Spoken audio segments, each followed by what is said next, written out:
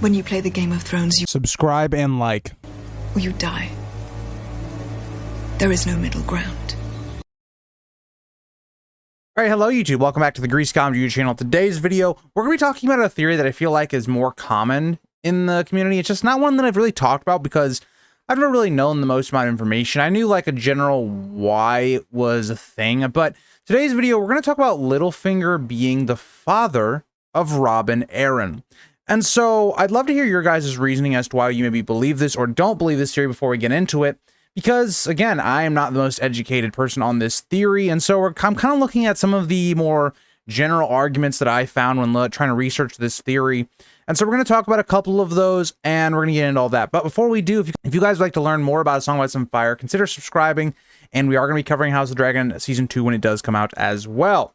So, let's talk about some of the things that people like to argue for this theory. So the first idea, I think, is that when you look at Jon Arryn in his past, he had 2 wives before he had Lysa, right? And so the problem I think some people think at, they look at that and they go, okay, well, he had no kids with those 2 women. Well, to be fair, that's not completely true because one of them died in childbirth. So we at least know that Jon Arryn was like fertile. He could have kids. So I don't know if that would actually really be evidence for, oh, Jon Arryn couldn't have kids, so how did he have Robin Arryn? But it is one of those things where it's like, it does seem like it was harder for Jon Arryn to have kids. One of his wives was not able to give him a kid, and the other wife only was able to try and give him one, but then she died in childbirth. So there's that. And the other thing is, like, we also know that Lysa had a number of miscarriages and just birthing that did not go right, and that resulted in her only having Robin Arryn. So that kind of has led to some speculation here. What if Robin Arryn was the one time that Lysa slept with someone that wasn't Jon Arryn? Given all of the complications that Jon Arryn had, even with his other wife that died in childbirth, could it be the case that it's just something wrong with Jon Arryn? For some reason, his sperm's just not good enough for some reason, and it's leading to complications. I think it's a little bit of a stretch, given that Lysa, the person that has the child, they're the one that is kind of struggling, and their body is not allowing for these children to come out normally. So I think it's more that idea, but that is part of it. So another idea would be, okay, if we even look at the character of Robin Arryn, his description for the first time when we get it in a Game of Thrones with Catelyn is very similar to kind of a character like Littlefinger. Littlefinger is a character of minor stature when it comes to height and overall just build, right? Like, he's the anti-Robert Baratheon. Robert Baratheon's very big. He's an overpowering type of guy. Littlefinger's the opposite. He's smaller. He's your, looking weaker type of guy. And so Robin Arryn, when you think about his physical description, he's smaller than even Rickon. And Rickon at this time is younger than Robin Arryn by a couple years. So the question becomes, why is that, right? Is it because of Littlefinger, right? Robin Arryn is taking after Littlefinger and being very short, while Rickon, who is getting the Tully and the Stark genes, is going to be much taller and just bigger just in general. Possible. The other side of that is like, well, okay, Lysa was actually finally able to have a child not die, whether it be in childbirth or miscarriage or whatever. And yeah, it comes out not completely right, having a lot of issues, and a lot of that's actually helped by Lysa. She babies him way too much, and that also worsens the effects. So a part of it is like, how much can we draw from this? And so looking at all that information, there's not a lot of information that I think is like, wow, that I could believe that. There's not really like that information. There's a lot of stuff where I feel like with like Young Griff, there's a lot of information that's like, okay, you can counter it, right? Depending on what side you're arguing, you can take that information and make it fit your own theory. This one, I'm kind of like, is the same. Like, you can almost use information for both sides. But I will say, when you think about if it was plausible that Littlefinger and Lysa could have had a kid together, it's very plausible. They were at King's Landing for a very long time. Do I think that it is not plausible at all that Littlefinger, because Lysa wanted some sort of promise, or because, again, she was already in love with Littlefinger, look at who her husband is. Jon Arryn's an older guy. Lysa wasn't really going to find a lot of comfort in him. I could see her going with Littlefinger, and Littlefinger trying to use that to gain influence over her to then start the events that he does later on in the story. But there's a big but here. Littlefinger is someone that is very clever. He manipulates people. He understands a lot of situations.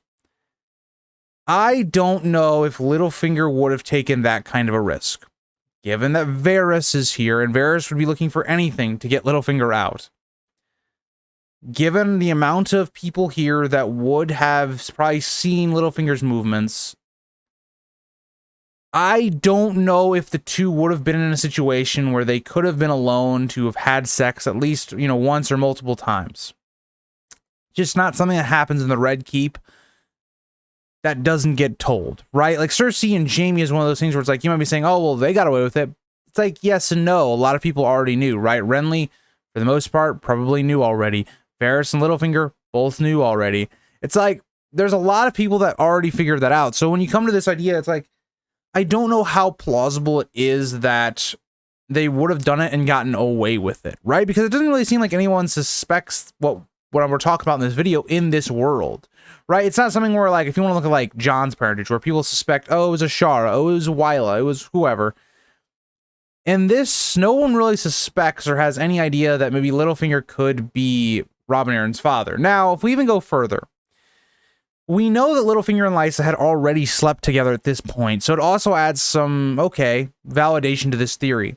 And also, when we look at the after effects, that Littlefinger and Lysa were to be married, and we see that Littlefinger manipulates Lysa a lot, it does give this theory a little bit of validation, because the two were so interlocked, this could have been possible, right? Like, all it takes is Littlefinger having one slip up. But also, when you think about these other plans, right? Like, all these plans that Littlefinger was telling Lysa, they had to have been alone for these to happen. It does make sense that the two would have been alone at some point. And also, you could have had the idea that Littlefinger, Lysa, they're childhood friends. They've known each other for a while. Lysa helped Littlefinger get this role at King's Landing in general. So, again, I don't think it would have been as suspicious. Whereas, like, the same thing with, like, Jaime and Cersei, where it's like they're brother and sister, right? They're going to have alone time at some point. So, I think that Littlefinger could have gotten away with it, but it would have been very risky. And I don't know if Littlefinger, knowing what that would do to him, how he could lose everything given that move, would have done that. You have to, like, look at, for me, I would love to hear your guys' opinions on that, because it is interesting. Now, let's even go further on, right? Given that Littlefinger has stated that Sweet Robin may die in the upcoming book, there's another reason where I think that if you want to tie in that, again, this is Littlefinger's son, Littlefinger is not going to kill his son, I don't think. Unless Littlefinger really is just that cruel of a bastard. But I guess Littlefinger could see Robin Arryn as basically being useless at this point, but I don't know, it is interesting, like, if this is true, what are the implications of that on the story? And that's the thing I also struggle with. It's like, it does a lot to build up Littlefinger manipulating events, but actually adding to things going forward in the story, I'm not sure what they add. I mean, it would add just another evil aspect to the character of Littlefinger, where he'd be willing to kill his son, if that is actually his plan. It would add another layer to that part of his character, but I don't know if it's better or worse. I'd love to hear your guys' opinions. Thank you guys all for joining me in this video, and I'll see you guys all in the next one. Bye, guys.